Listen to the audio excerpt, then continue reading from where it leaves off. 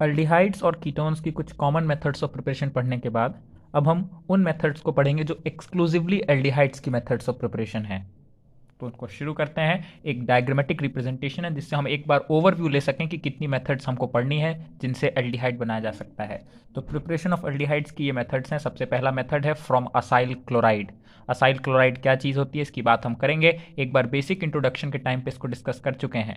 तो acyl chloride से भी बनाया जा सकता है एल्डिहाइड। दूसरा मेथड है फ्रॉम नाइट्राइल्स। ये भी डिस्कस करेंगे कि नाइट्राइल से कैसे बना सकते हैं। फ्रॉम एस्टर्स, एस्टर्स क्या होते हैं हम जानते हैं, एक बार फिर डिस्कस करेंगे, देखेंगे कि एस्टर्स से कैसे बना सकते हैं।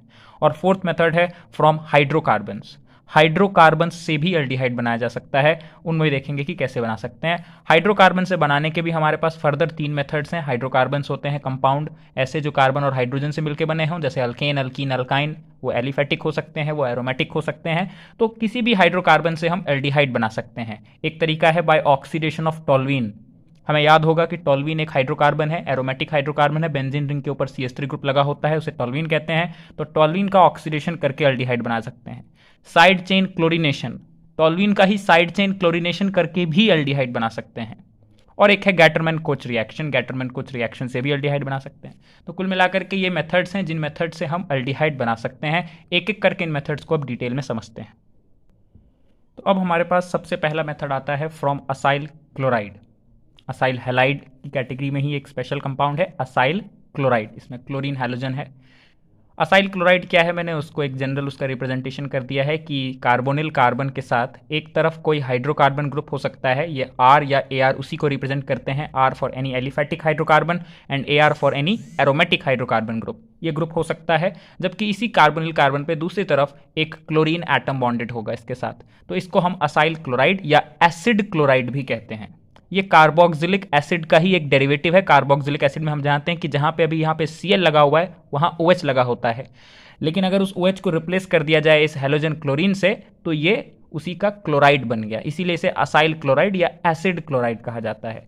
तो एसिड क्लोराइड या असाइल क्लोराइड से हम एल्डिहाइड कैसे बना सकते हैं वो समझते हैं। तो कहा गया है कि acyl chloride on reaction with H2, यानी उसका हाइड्रोजनेशन करना है, उसको रिएक्शन करानी है हाइड्रोजन के साथ H2 in presence of palladium on BaSO4, यानी पैलेडियम मेटल को बेरियम सल्फेट सॉल्यूशन में डिसॉल्व करके उसमें मिक्स करके उसके साथ रिएक्ट करवाना है। तो ये कैटलिस्ट है हमारे पास, palladium on BaSO4 produce aldehydes.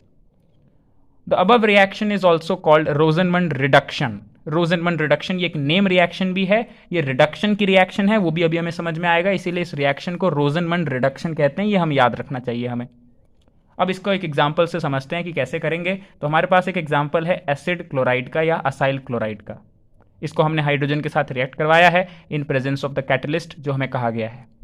इस कैटलिस्ट के प्रेजेंस में ये रिएक्शन होगी। तो रिएक्शन करवाना बहुत आसान है, सिंपल एक चीज़ याद रखनी है कि असाइल क्लोराइड का जो ये कार्बोनिल और हैलोजन के बीच का बॉन्ड है ये ब्रेक होगा और उसकी जगह एक हाइड्रोजन लग जाएगा।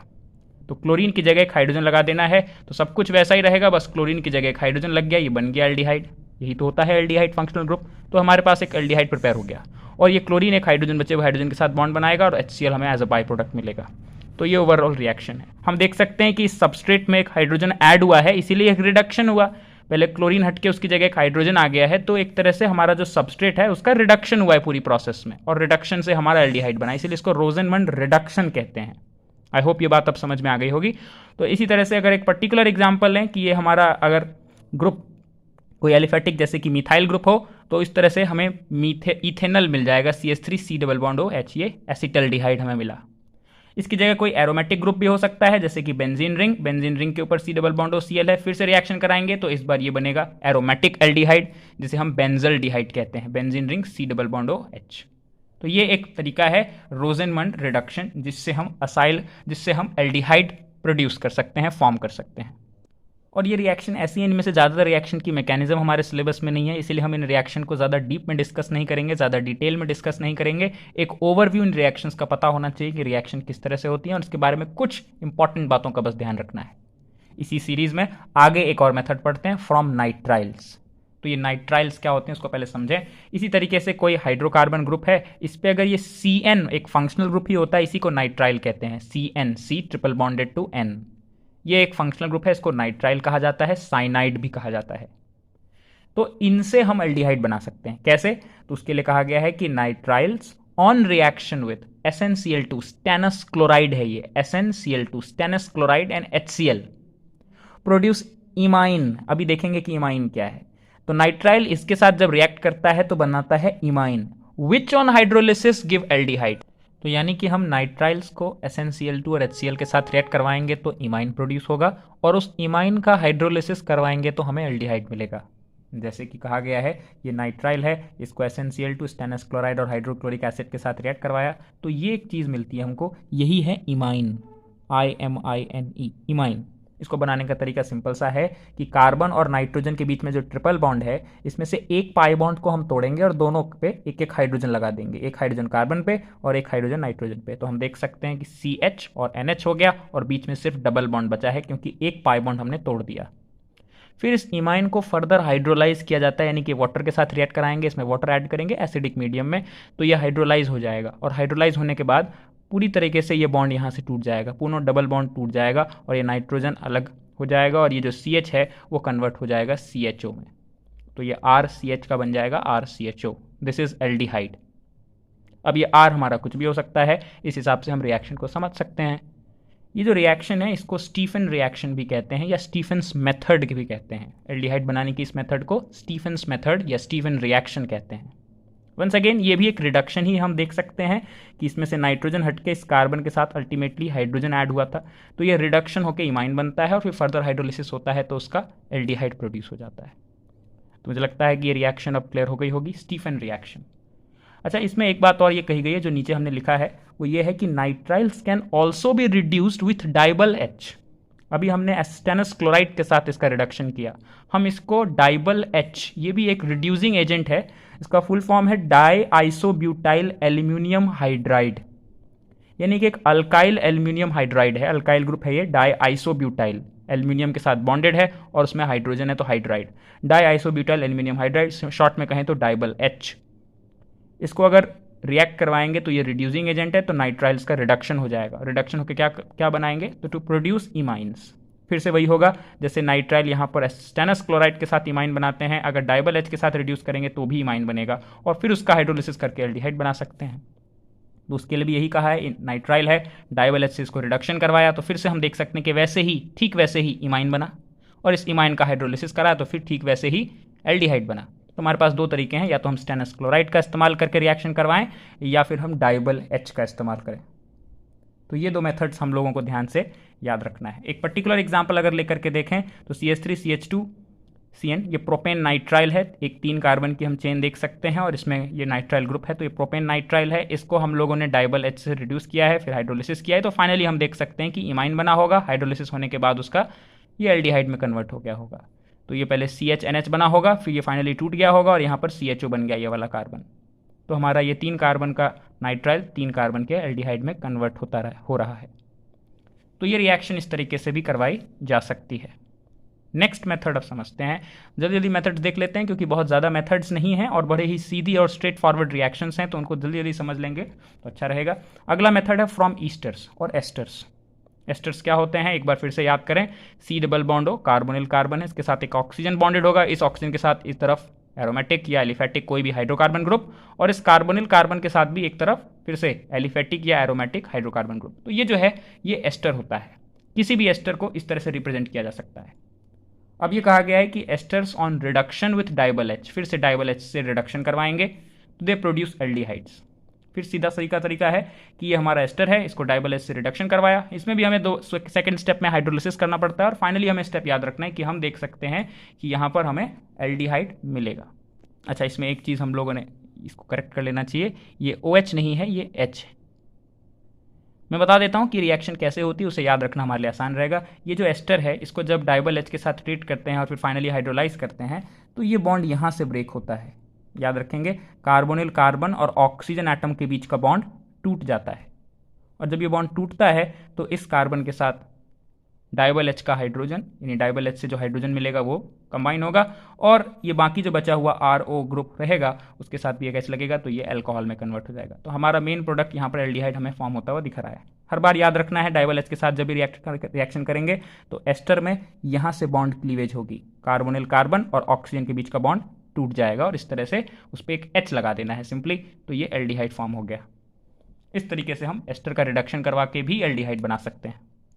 अब अगला मेथड है फ्रॉम हाइड्रोकार्बन्स। हाइड्रोकार्बन्स हम जानते हैं बहुत तरह के हाइड्रोकार्बन्स होते हैं, तो उसमें सबसे पहला मेथड बोला है फ्रॉम टॉल्वीन। टॉल्वीन यही होता है बेंजीन रिंग के ऊपर CH3 यानी मिथाइल ग्रुप, तो ये टॉल्वीन है। क्या करना है, इस बार हमें टॉल्वीन का ऑक्सीडेशन करना है, यानी हम देख सकते हैं जो CH3 है यहाँ से हाइड्रोजन हटा के ऑक्सीजन लगाना है, इससे एल्डिहाइड बनेगा। किस तरीके से देखते हैं, toluene on oxidation with chromyl chloride. Chromyl chloride का ये फॉर्मूला याद रखेंगे CrO2Cl2, ये हमारा यहाँ पर एक ऑक्सीडाइजिंग एजेंट है। तो टॉल्वीन को इसके साथ ऑक्सीडाइज करवाएंगे तो हमें बेंजल्डिहाइड मिलेगा। सिंपल रिएक्शन है, toluene on oxidation with chromyl chloride produce benzaldehyde. याद रखेंगे जब रिएक्शन होती है तो क्रोमाइल क्लोराइड को CS2 कार्बन डाइसल्फाइड में डिसॉल्व किया जाता है और फिर टॉल्वीन में मिलाया जाता है, उसके साथ रिएक्ट करवाया जाता है, तब जाके बेंजल्डिहाइड प्रोड्यूस होता है।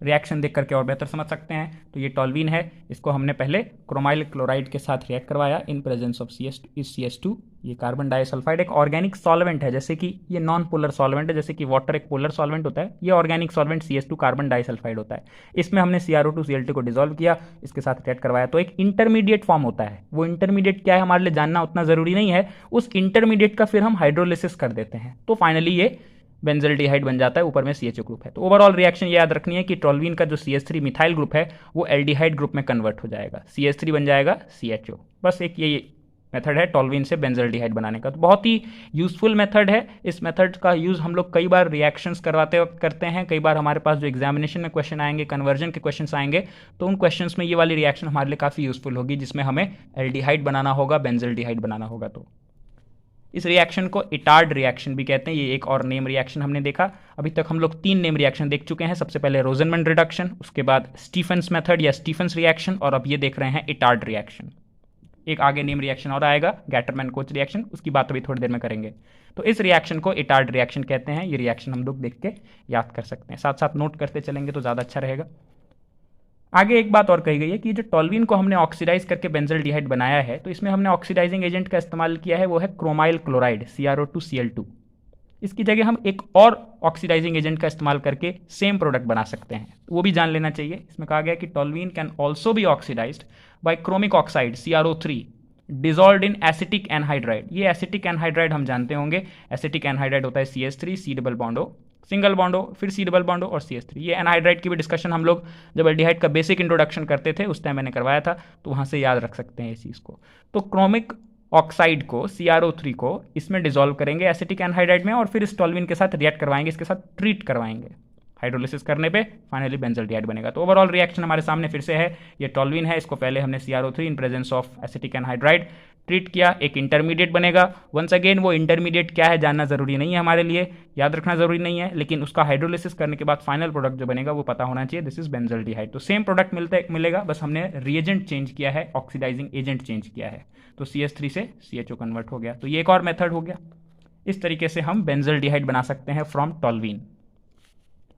अब अगला मेथड देखते हैं, बाय साइड चेन क्लोरीनेशन कहा गया है। इसमें भी हमने टॉल्वीन का ही इस्तेमाल करना है। Once again side chain chlorination का क्या मतलब है, ये टॉल्वीन है, हम लोग ये रिएक्शन हेलोअल्केन हेलोअरीन के टाइम पे पढ़ चुके हैं और क्लास 11th में भी पढ़ चुके हैं कि किसी भी हाइड्रोकार्बन का अगर हेलोजन के साथ रिएक्शन करवाते हैं इन प्रेजेंस ऑफ सनलाइट, ये जो HNu है ये सनलाइट के फोटोन्स की एनर्जी को रिप्रेजेंट करता है, तो सनलाइट की प्रेजेंस में जब हेलोजनेशन कराते हैं, यहाँ क्लोरीन की जगह ब्रोमीन भी ले सकते हैं, तो जो हाइड्रोकार्बन ग्रुप है उसमें हाइड्रोजन रिप्लेस होकर एक हाइड्रोजन चला जाता है, उसकी जगह फ्री रेडिकल सब्स्टिट्यूशन रिएक्शन होती है। खैर एक हाइड्रोजन रिप्लेस करके जितने हाइड्रोजन है उतने हाइड्रोजन रिप्लेस करके उतने हाइड्रोजन लगाए जा सकते हैं, लेकिन याद रहे कि हाइड्रोजन इन बेंजीन रिंग के कार्बन पे भी है, लेकिन इनको रिप्लेस नहीं कर पाएंगे क्योंकि ये एलिफेटिक हाइड्रोकार्बन नहीं है, ये एरोमेटिक हाइड्रोकार्बन यानी बेंजीन रिंग से अटैच्ड है, तो ये हेलोजन उस पर अटैक नहीं करेगा, ये इस ग्रुप पे अटैक करेगा जो कि हाइड्रोकार्बन एलिफेटिक हाइड्रोकार्बन ग्रुप है, अल्काइल ग्रुप है। तो यहां से हम 2 हाइड्रोजन हटा सकते हैं, हम तीनों भी हटा सकते हैं, हमारा काम यहां पर सिर्फ 2 हाइड्रोजन हटाने से बन जाएगा। तो इसीलिए हम लोग देख रहे हैं कि CHCl2 हमें मिलता है एक इंटरमीडिएट, हम लोग पहले इससे यही इंटरमीडिएट बनाएंगे, फिर इसका फर्दर वाटर के साथ इसको हीट करेंगे, इसमें मतलब वाटर मिलाना है और थोड़ा सा इसको हीट करना है, थोड़ा सा नहीं कह सकते, 100 डिग्री सेल्सियस पे हीट करना है, यानी काफ़ी हीट करना है। और हीट करने से ये पूरा CHCl2 कन्वर्ट हो जाएगा CHO में। ओवरऑल रिएक्शन को एक बार समराइज करें तो क्या है, टोल्यूइन को साइड चेन क्लोरीनेशन करवाना है, यानी कि chlorine in presence of sunlight. तो होगा ये कि टोल्यूइन का जो CH3 है, अल्काइल ग्रुप मिथाइल ग्रुप है, उसमें से 2 हाइड्रोजन रिप्लेस करके 2 क्लोरीन लग जाएंगे, ऐसा हो सकता है। और फिर इसको वाटर के साथ हीट करना है 100 डिग्री सेल्सियस पे, यानी कि इसको बॉइलिंग वाटर के साथ रिएक्ट कराना है, बॉइलिंग वाटर इसमें मिला देना है। 100 डिग्री सेल्सियस पे वाटर बॉयल ही होगा ऑफ कोर्स, तो बॉइलिंग वाटर इसमें मिलाएंगे तो पूरा CHCl2 ग्रुप रिप्लेस हो जाएगा CHO ग्रुप से। एक बार फिर से हमें बेंजल्डिहाइड मिल रहा है। तो ये एक और मेथड हमने सीखा, टोल्यूइन से एक दूसरे तरीके से भी बेंजल्डिहाइड बना सकते हैं। अब एक और मेथड है हमारे पास, गैटरमैन कोच रिएक्शन। ये फिर से एक नेम रिएक्शन है हमारे पास, तो ये 4th नेम रिएक्शन हम लोग देख रहे हैं अभी प्रिपरेशन के टाइम पे। ये गैटरमैन कोच रिएक्शन क्या है इसमें देखते हैं। इसमें हम लोग बेंजीन से बेंजल्डिहाइड बना सकते हैं। तो वंस अगेन ये भी काफ़ी यूजफुल है, सीधा बेंजीन से बेंजल्डिहाइड, टोल्यूइन से नहीं, बेंजीन से। इसके लिए करना ये होगा कि बेंजीन को रिएक्ट करवाना पड़ेगा कार्बन मोनोऑक्साइड और HCl के मिक्सचर से, carbon monoxide and HCl hydrochloric acid, इसकी प्रेजेंस में इसको रिएक्ट कराएंगे। किसकी प्रेजेंस में रिएक्ट कराएंगे, इन दोनों के साथ रिएक्ट करवाना है, लेकिन किसकी प्रेजेंस में, एज अ कैटलिस्ट हमें चाहिए एनहाइड्रस AlCl3 या फिर क्यूपरस क्लोराइड CuCl2 CuCl। तो इस तरीके से क्यूपरस क्लोराइड अगर हम लें, क्यूपरस क्लोराइड इसे इसलिए कह रहे हैं क्योंकि यहां पर क्यूपरस कॉपर जो है Cu+ स्टेट में है, अगर ये Cu2+ स्टेट में होता तो इसे क्यूपरिक कहते। तो क्यूपरस है, CuCl है, तो या तो हमको एनहाइड्रस AlCl3 चाहिए या CuCl चाहिए। इसके प्रेजेंस में अगर हम कार्बन मोनोऑक्साइड और HCl के साथ बेंजीन को रिएक्ट कराएंगे, सीधा बेंजल्डिहाइड बनेगा। नेम रिएक्शन है, डायरेक्ट रिएक्शन याद रखनी है, mechanism is not in our syllabus. This is benzene, benzene को हमने CO और HCl के साथ रिएक्ट करवाया, इसकी प्रेजेंस में या फिर इसकी प्रेजेंस में। तो सिंपली ये करना है याद इसमें कि बेंजीन के ऊपर एक CHO ग्रुप इंट्रोड्यूस हो जाएगा, और इसका मतलब ये हमारा बेंजल्डिहाइड फॉर्म हो गया। तो ये सारी रिएक्शन बहुत काम आने वाली है आगे, जब हम लोग मेथड्स ऑफ प्रिपरेशन सीखने के बाद जब इनकी प्रैक्टिस करते हैं कन्वर्जन में, कई बार और तरह के क्वेश्चंस होते हैं उनमें, तो काफ़ी यूजफुल रिएक्शन है। इतनी मेथड्स हमने पढ़ी हैं, इन सभी मेथड्स में हम देख रहे हैं कि हम एल्डिहाइड बना सकते हैं। इसमें से ये सारे मेथड एक्सक्लूसिवली इस्तेमाल किए जाते हैं एल्डिहाइड बनाने के लिए सिर्फ। अगले वीडियो में हम लोग उन रिएक्शंस की बात करेंगे जिससे सिर्फ कीटोन बना सकते हैं, यानी कीटोन बनाने के एक्सक्लूसिव मेथड्स एल्डिहाइड बनाने के सीखने के बाद। वो इससे थोड़े कम है, लेकिन वो नेक्स्ट वीडियो में हम लोग कवर करेंगे। मैं उम्मीद करता हूँ कि जितनी मेथड्स हमने आज पढ़ी हैं ये हम लोग समझ गए होंगे, इनका प्रॉपर नोट्स बनाना है और इनको लर्न करना है। Thank you.